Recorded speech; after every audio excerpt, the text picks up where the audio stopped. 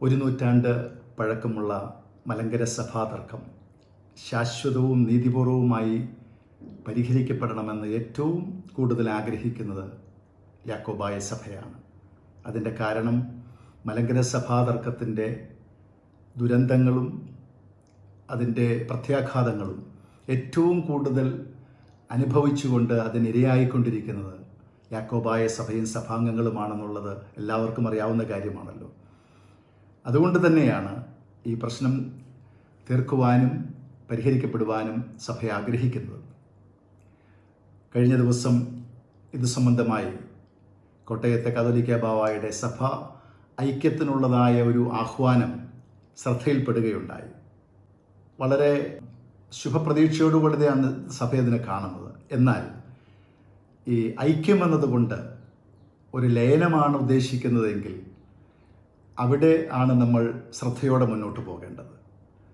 ഈ മലങ്കര സഭാ പ്രശ്നം ശാശ്വതമായി പരിഹരിക്കപ്പെടണമെങ്കിൽ രണ്ട് സഹോദരീ സഭകളായി പരസ്പരം സഹകരിച്ച് പരസ്പരം അംഗീകരിച്ച് വ്യവഹാരങ്ങളും തർക്കങ്ങളും അവസാനിപ്പിച്ച് മുന്നോട്ട് പോവുക എന്നുള്ളതാണ് ഏറ്റവും ശാശ്വതമായ പരിഹാരമാർഗമെന്ന് പറയുന്നത്.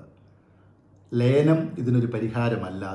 ഞാനത് പറയാൻ കാരണം 1958 ഈ രണ്ട് വിഭാഗങ്ങളും ലയിച്ച ഒരു സഭയായിത്തീർന്നു. എന്നാൽ അതിനുശേഷം ഉണ്ടായ പിളർപ്പ് അതാണ് മലങ്കര സഭാ പ്രശ്നം ഇത്രയും സങ്കീർണമാക്കാനായിട്ട് കാരണമായി തീർന്നത്.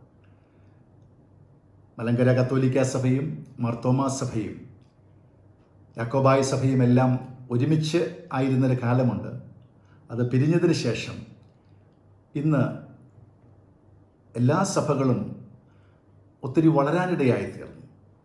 അതോടൊപ്പം തന്നെ എത്ര സൗഹാർദ്ദപരമായി സഹകരണത്തിലാണ് ഇന്ന് ഈ സഭകൾ മുന്നോട്ട് പോകുന്നത്.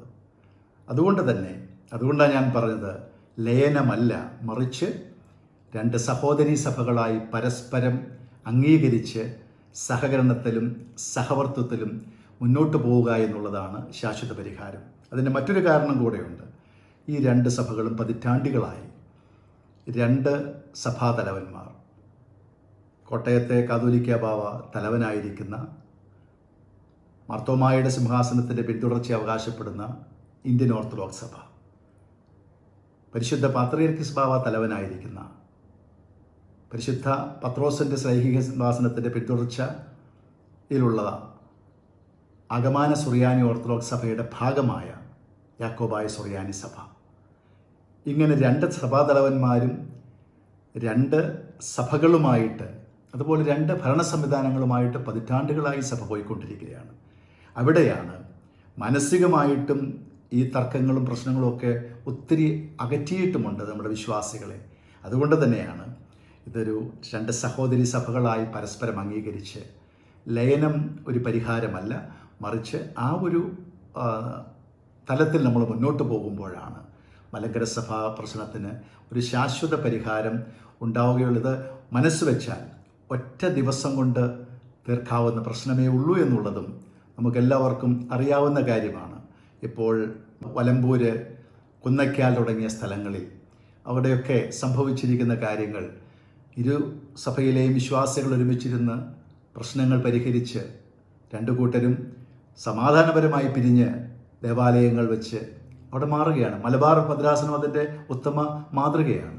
അതുകൊണ്ട് ഈ തർക്കങ്ങളും വ്യവഹാരങ്ങളും അടുത്ത തലമുറയ്ക്ക് കൈമാറാതെ യാക്കോബായ സഭയുടെ പള്ളികളാണ് 58 പള്ളികൾ പോയത്. അപ്പോൾ അതുകൊണ്ട് തന്നെ ഇത് ശാശ്വതമായി പരിഹരിക്കുവാൻ എല്ലാവരും പ്രാർത്ഥിച്ച് ഒരു ദൈവാത്മാവിൽ മുന്നോട്ട് പോവുകയാണ് ഏറ്റവും അഭികാമ്യമായതെന്നുള്ളതാണ് യാക്കോബായ സഭയുടെ നിലപാട്.